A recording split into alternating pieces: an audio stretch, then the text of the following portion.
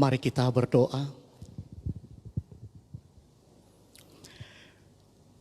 Damai sejahtera Allah yang melampaui segala akal, itulah yang akan memelihara hati dan pikiranmu di dalam Kristus Yesus. Ya Bapa, berbicaralah Engkau kepada kami saat ini, karena kami sekalian anak-Mu yang hadir di sini telah siap sedia untuk mendengar dan menerima firman Tuhan. Kami memohon pertolongan Roh-Mu yang kudus untuk membimbing kami sekalian. Di dalam nama Yesus Kristus kami berdoa. Amin. Saudara-saudara jemaat kekasih Tuhan, salam bagimu semuanya di dalam nama Tuhan kita Yesus Kristus. Salam. Salam. Salam. Tuhan Yesus memberkati kita semua. Mari kita bersama-sama membuka Alkitab kita. Kita akan belajar dari firman Tuhan. Dari kitab Kisah Para Rasul pasal yang kedua. Ayat 42 sampai 47.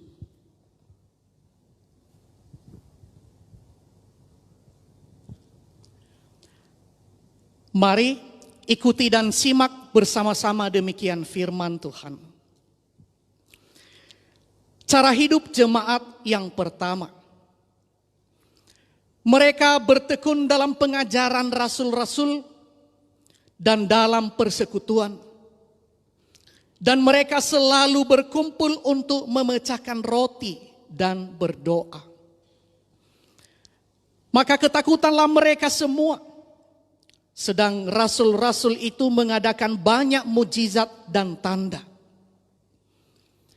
Dan semua orang yang telah menjadi percaya tetap bersatu. Dan segala kepunyaan mereka adalah kepunyaan bersama. Dan selalu ada dari mereka yang menjual harta miliknya, lalu membagi-bagikannya kepada semua orang sesuai dengan keperluan masing-masing.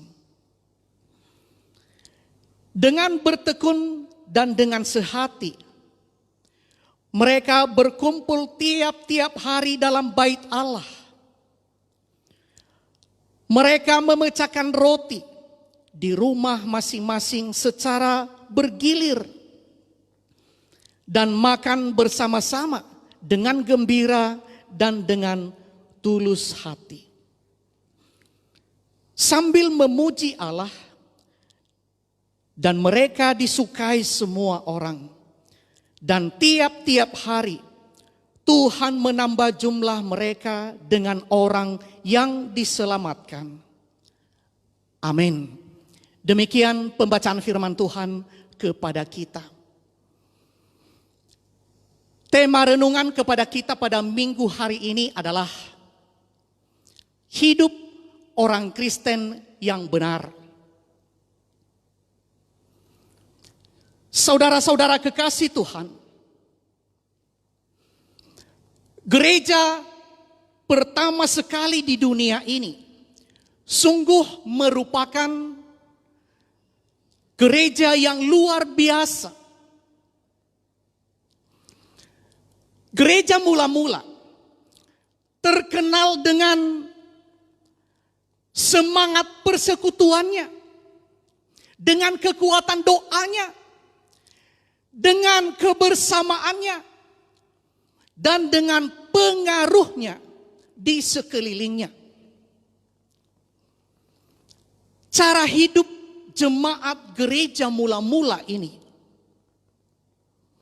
menjadi sebuah model yang ideal bagi kehidupan orang-orang Kristen pada masa kini.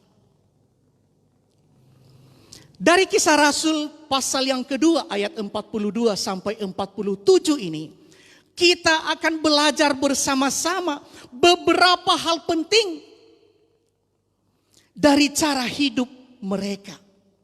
Pertama, berpaut pada ajaran para rasul.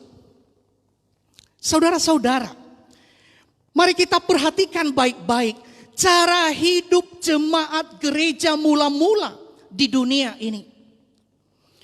Mereka bersungguh-sungguh berpaut atau berpegang erat pada ajaran para rasul. Dan para rasul juga selalu memperhatikan dan menjaga kemurnian ajaran mereka. Sangat berbeda dengan pengajaran-pengajaran dewasa ini yang kadang-kadang tidak lagi berpaut pada kebenaran firman Tuhan. Oleh karena itu, kita perlu berhati-hati menerima setiap ajaran yang tidak bisa dipertanggungjawabkan menurut kebenaran firman Tuhan. Contoh, pada bulan Mei yang lalu,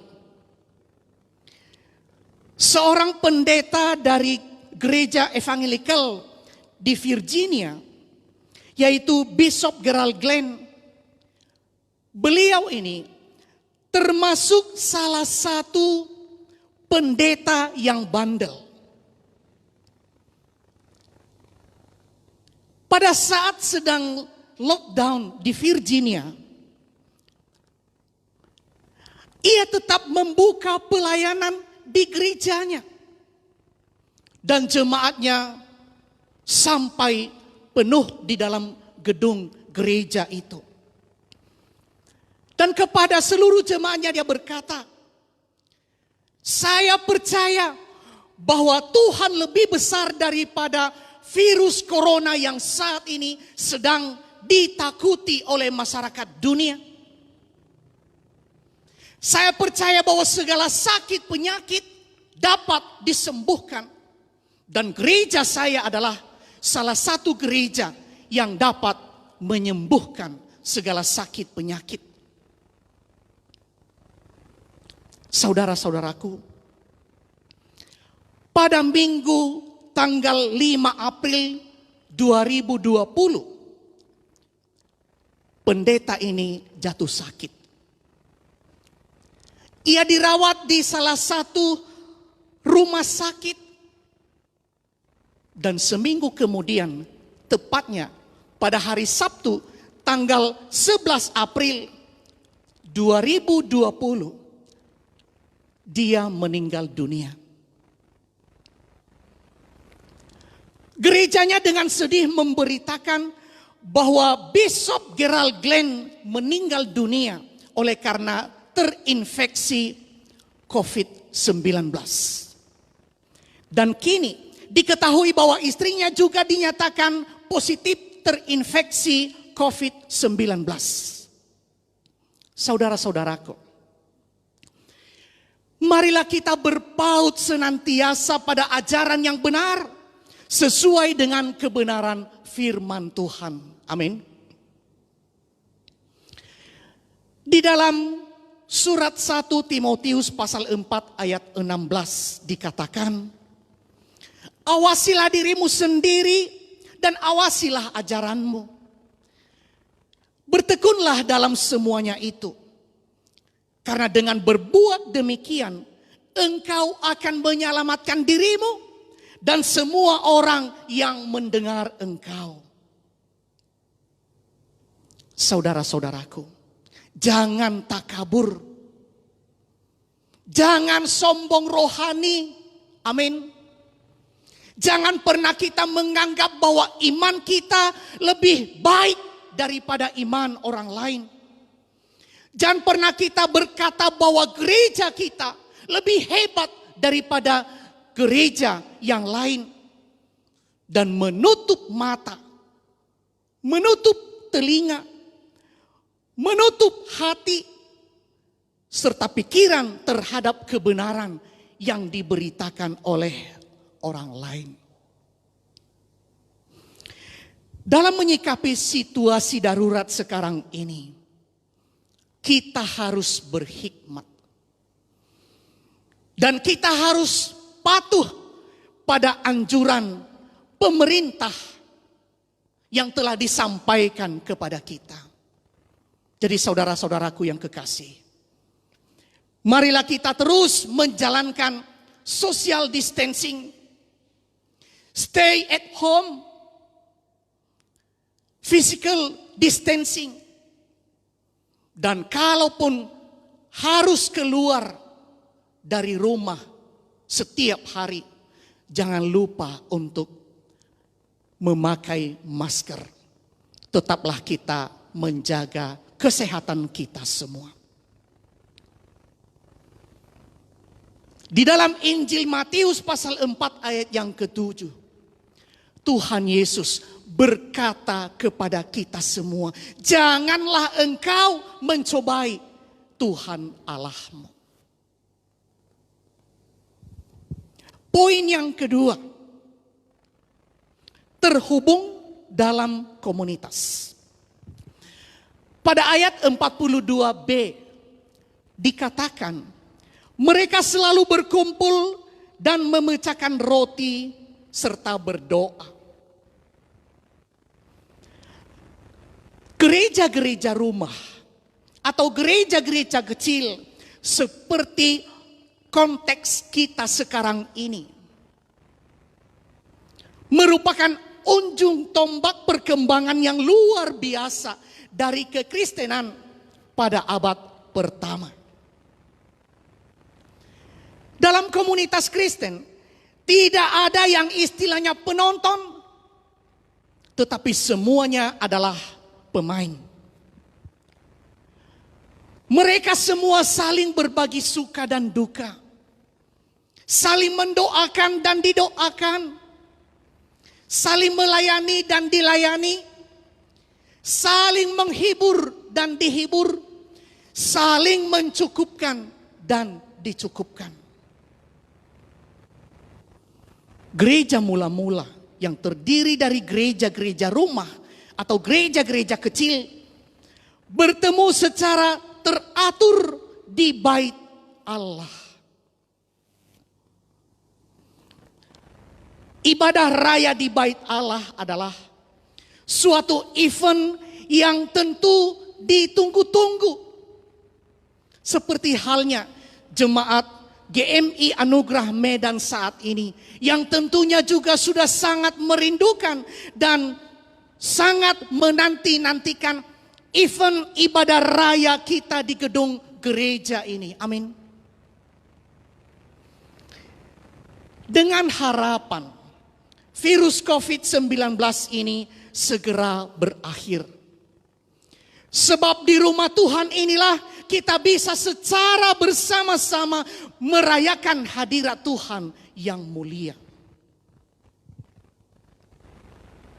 Gereja-gereja rumah atau gereja-gereja kecil pada abad pertama, semuanya terhubung satu dengan yang lain. Sehingga mereka memiliki persekutuan yang indah.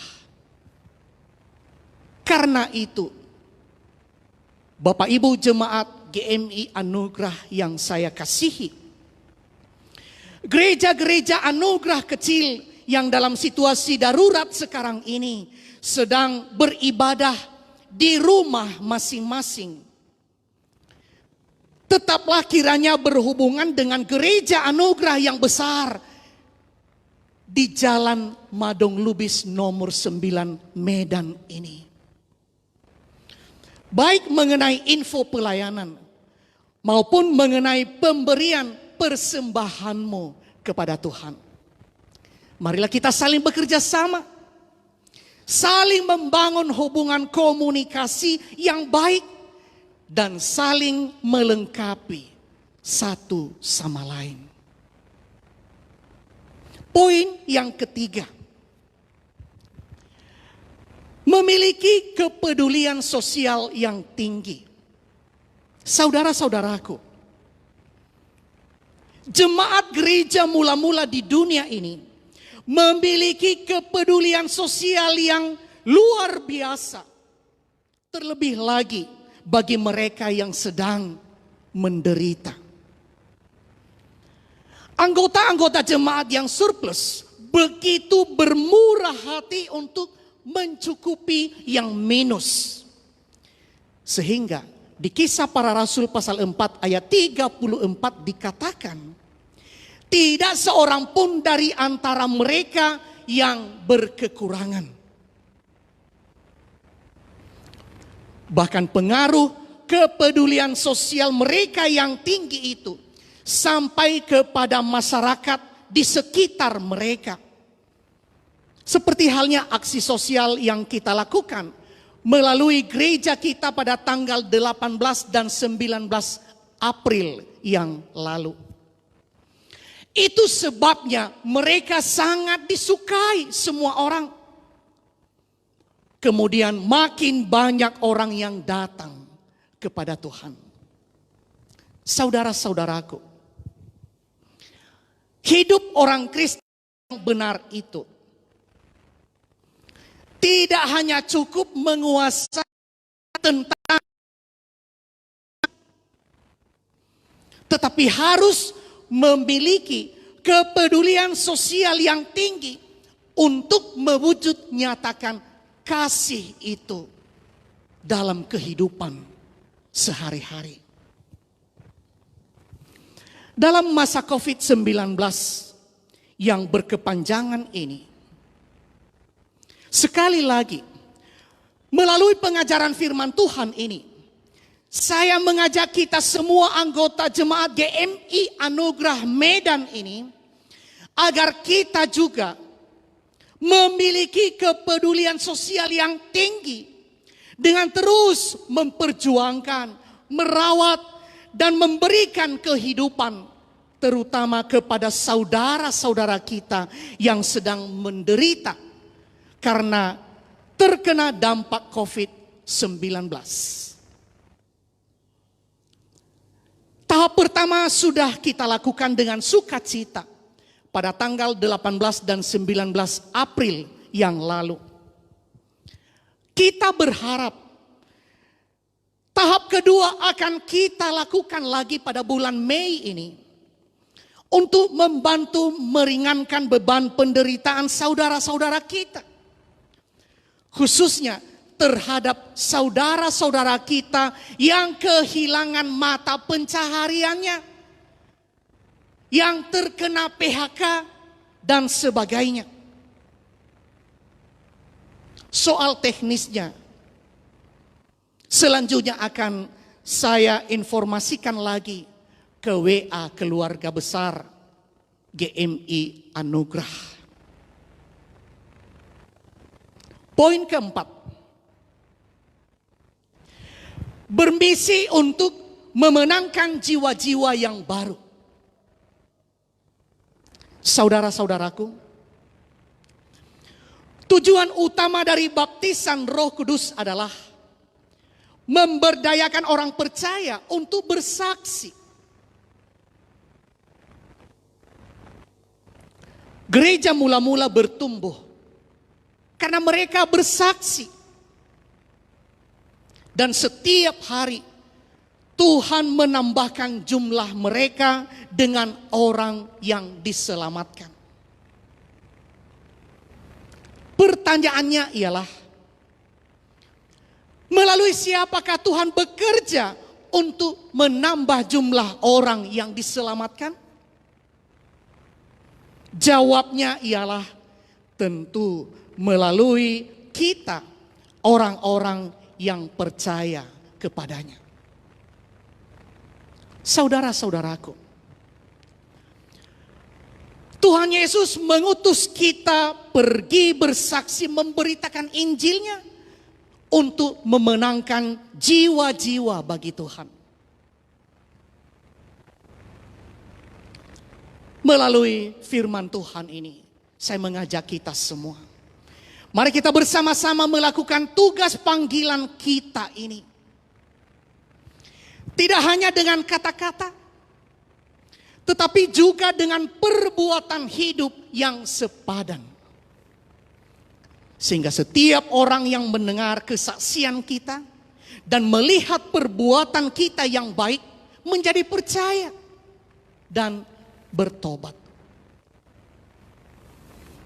Jemaat anugerah kekasih Tuhan, mari kita merenungkan 4 hal dalam kehidupan ini. Pertama, hidup orang Kristen yang benar senantiasa berpaut pada pengajaran firman Tuhan yang baik dan benar. Tidak takabur dan tidak gemar mencobai Tuhan di dalam hidupnya. Yang kedua, hidup orang Kristen yang benar itu senantiasa terhubung dengan komunitas gereja. Tidak berjalan sendiri-sendiri menurut seleranya masing-masing. Melainkan saling melayani satu dengan yang lain. Tidak ada yang menjadi penonton. Dan semuanya saling merindukan perjumpaan untuk bersekutu dan beribadah bersama-sama di dalam rumah Tuhan ini. Yang ketiga, hidup orang Kristen yang benar itu memiliki kepedulian sosial yang tinggi, tidak egois dan tidak sombong. Kita harus peka terhadap penderitaan orang lain. Tidak cukup hanya merasa simpati kepada orang lain, tetapi perlu untuk menunjukkan empati dengan membagikan apa yang ada pada kita untuk mencukupkan hidup saudara-saudara kita yang berkekurangan. Dan keempat, sebagai yang terakhir, hidup orang Kristen yang benar itu senantiasa punya visi dan misi untuk memperluas kerajaan Allah di tengah-tengah dunia ini. Kita semua adalah saksi Kristus. Oleh sebab itu, marilah kita melakukan tugas panggilan gereja ini dengan setia untuk memenangkan jiwa-jiwa yang belum mendapatkan keselamatan. Agar setiap orang yang percaya dan bertobat beroleh keselamatan yang kekal. Tuhan Yesus memberkati kita semua. Amin. Kita berdoa. Terpujilah Engkau Tuhan atas kebenaran firman-Mu yang telah Engkau perdengarkan kepada kami sekalian. Kami mengucapkan syukur atas pemberitaan firman Tuhan ini. Engkau mengajarkan kami senantiasa dan mengingatkan kami kembali bagaimana kami harus menjalani kehidupan ini sebagai seorang Kristen yang benar. Ya Tuhan, kebenaran firman-Mu yang telah kami terima, kiranya Engkau memberkatinya dalam hidup kami, agar firman Tuhan itu senantiasa hidup, tumbuh, berakar, dan berbuah. Tolong kami Tuhan, agar kami tidak hanya menjadi pendengar yang budiman, tetapi sungguh-sungguh kami rindu Tuhan menjadikan kami pelaku-pelaku kebenaran firman Tuhan. Tolonglah kami ya Tuhan, agar dalam kehidupan kami sehari-hari, kami mampu menunjukkan jati diri kekristenan kami yang benar. Ketika kami senantiasa berpegang erat pada kebenaran firman Tuhan, ketika kami tetap bersatu di dalam Engkau, saling merindukan untuk bertemu satu dengan yang lain, agar kami dapat beribadah bersama-sama di dalam rumah Tuhan. Dan satu hal yang kami sungguh rindukan untuk kami lakukan segera dalam hidup kami. Kami rindu untuk mengadakan aksi sosial untuk tahap kedua, sebagai bentuk perhatian dan wujud kasih kami yang nyata di antara sesama. Ada begitu banyak saudara kami yang menderita sekarang ini Tuhan, karena dampak pandemi virus COVID-19 yang belum berakhir sampai saat ini. Tuhan, kami memohon kepadamu, khususnya seluruh anggota jemaat GMI Anugerah ini, bukalah mata hati kami dan gerakkanlah hati kami untuk melihat penderitaan saudara-saudara kami, agar kami masing-masing boleh saling menopang, saling membantu, saling mencukupi, dan saling membangun satu dengan yang lain. Kami rindu untuk kembali mengadakan aksi sosial tahap yang kedua. Kiranya Engkau berkenan atas segala rencana dan kerinduan kami sekarang ini ya Tuhan. Terpujilah Engkau. Biarlah segala perbuatan kami yang baik dan juga kesaksian yang harus kami sampaikan kepada orang lain, biarlah ini sungguh-sungguh menjadi kesempatan bagi kami untuk turut bersama-sama membangun kerajaan-Mu di tengah-tengah dunia ini. Berkatilah seluruh umat-Mu yang telah mendengarkan firman-Mu ya Tuhan. Penuhilah kami sekaliannya dengan sukacita dan damai sejahtera surgawi.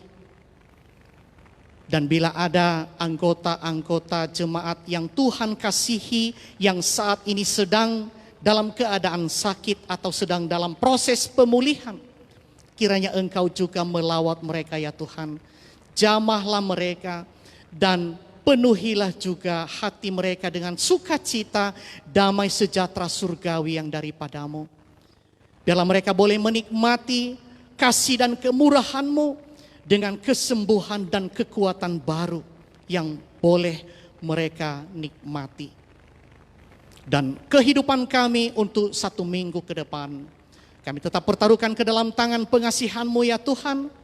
Kuatkanlah kami, dan dalam setiap pekerjaan usaha dan pelayanan yang kami lakukan, biarlah Engkau senantiasa memberikan rezeki yang baik dan melimpah bagi kami, agar kami mampu hidup bersukacita untuk melayani Tuhan dan melayani sesama manusia. Bagi-Mu hormat dan kemuliaan sekarang dan selama-lamanya. Di dalam dan demi Yesus Kristus kami berdoa dan kami mengucapkan syukur kepadamu. Amin.